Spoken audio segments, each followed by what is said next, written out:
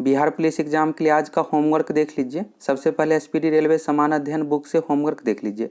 आज जो आपको कंप्लीट करना है पेज नंबर 7, पेज नंबर 7 में दिया हुआ राष्ट्रीय प्रतीक एवं चिन्ह, यहाँ से भी एग्जाम में क्वेश्चन पूछा जाता है। जैसे क्वेश्चन पूछ लिया जाता है, भारत का राष्ट्रीय कैलेंडर किस पर आधारित है?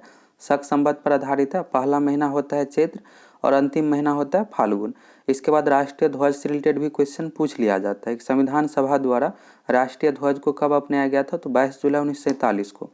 सबसे पहले ध्वज को अपनाया गया है 1947 में ही, आज़ादी से पहले ही 22 जुलाई 1947 को।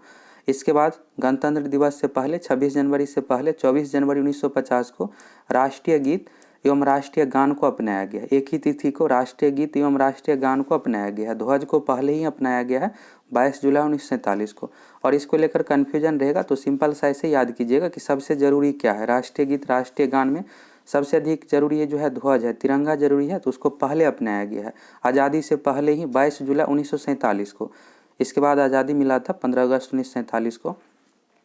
और गणतंत्र दिवस से पहले 26 जनवरी से 2 दिन पहले 24 जनवरी 1950 को संविधान सभा का अंतिम बैठक हुआ था और उसी दिन राष्ट्रीय गीत एवं राष्ट्रीय गान को अपनाया गया।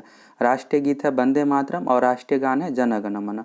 इसके बाद यहाँ पर पत्रिका का नाम दिया गया है कि किस पत्रिका से लिया गया है, उसको अच्छे तरीके से कंप्लीट कर लीजिएगा, यहाँ से क्वेश्चन एग्जाम में पूछा जाता है। इसके बाद आ जाना है पेज नंबर 19 पर। तो पेज नंबर 15 में दिया हुआ था भूगोल का टॉपिक, भारत के पर्वत, द्वीप, मैदान, मिट्टी, जलवायु एवं नदियाँ। यहाँ से 4 से 5 क्वेश्चन एग्जाम के लिए फिक्स है कि पूछा जाएगा, तो बार बार रिवीजन करते रहिएगा। जितने भी दर्रा का नाम है, इसके बाद पठार का नाम है, जैसे माउंट एवरेस्ट हो गया और हिमालय की सबसे ऊंची चोटी, ये सभी जितना भी पॉइंट है यहाँ से दिया हुआ है सभी को याद करते रहिएगा, बार बार रिवीजन करते रहिएगा। पेज नंबर 15-16 में दिया हुआ है और 17 से 18 के बीच क्षेत्रीय समान ज्ञान है, जैसे भारत से रिलेटेड, राज्यों से रिलेटेड यहाँ पर पॉइंट दिया हुआ है। और पेज नंबर 19 में जो है कृषि एवं पशुपालन, तो यह भी टॉपिक जरूरी है। पेज नंबर 19 से लेकर 20 तक कृषि एवं पशुपालन है, तो यहाँ से एक एक बॉक्स करके एक दिन याद करना है, तो 3 से 4 दिन में यह भी कंप्लीट हो जाएगा।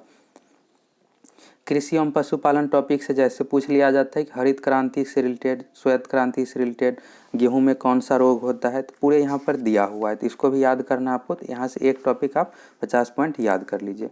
इसके बाद आ जाना है पेज नंबर 46 में। तो पेज नंबर 46 से कल जो होमवर्क मिला था समाधि स्थल एवं संबंधित व्यक्ति, आज जो आपको याद करने इसके जस्ट नीचे दिया हुआ विश्व की प्रमुख गुप्तचर संस्थाएं, इंटेलिजेंस एजेंसी के बारे में है। जैसे भारत का इंटेलिजेंस एजेंसी है रॉ है, अंतर्राष्ट्रीय स्तर पर हो गया।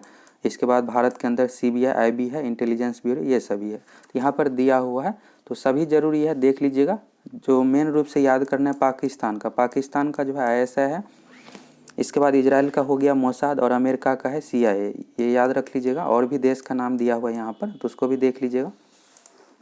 इसके बाद आ जाना है इसके जस्ट नीचे है प्रमुख चिन्ह एवं प्रतीक, जैसे रेड क्रॉस का क्या चिन्ह होता है, लाल त्रिकोण का है परिवार नियोजन, रेड क्रॉस का होता है डॉक्टरी सहायता।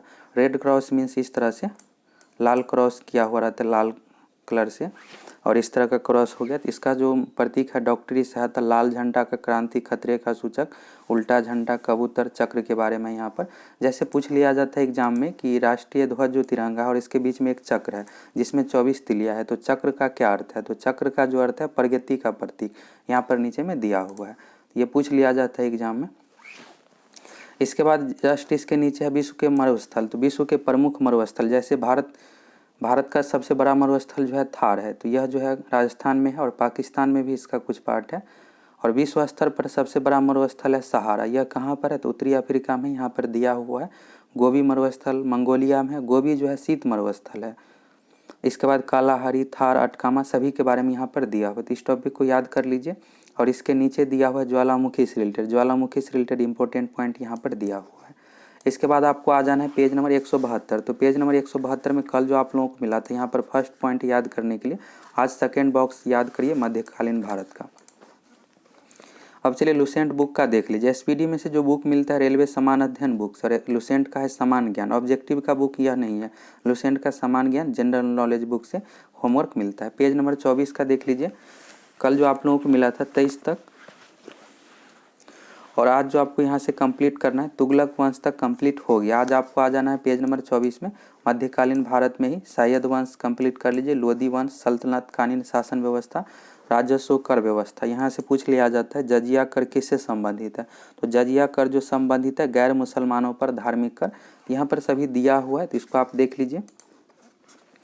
इसके बाद आ जाना है पेज नंबर 167 से 169 के बीच में, पॉलिटिकल साइंस में संघीय कार्यपालिका, मौलिक अधिकार मौलिक कर्तव्य राज्य का नीति निदेशक तत्व कंप्लीट हो गया। अब जो यहाँ से कंप्लीट शुरू है अनुच्छेद 52 से, राष्ट्रपति के बारे में जो वर्णन है अनुच्छेद 52 में है, तो यहाँ से अनुच्छेद 52 शुरू है। और यहाँ से आपको जो याद करना है आज टॉपिक जो क्लियर करना है राष्ट्रपति एवं उपराष्ट्रपति। राष्ट्रपति थोड़ा सा बड़ा टॉपिक है और उपराष्ट्रपति में तो बहुत कम ही पॉइंट दिया हुआ है, तो राष्ट्रपति उपराष्ट्रपति टॉपिक को अच्छे से क्लियर कर लीजिए। यहाँ से क्वेश्चन पूछा जाएगा राष्ट्रपति एवं उपराष्ट्रपति। इसके बाद कल आप लोगों को मिलेगा प्रधानमंत्री से रिलेटेड। तो जो भी होमवर्क मिलता है उसको अच्छे तरीके से कंप्लीट करते चलिए।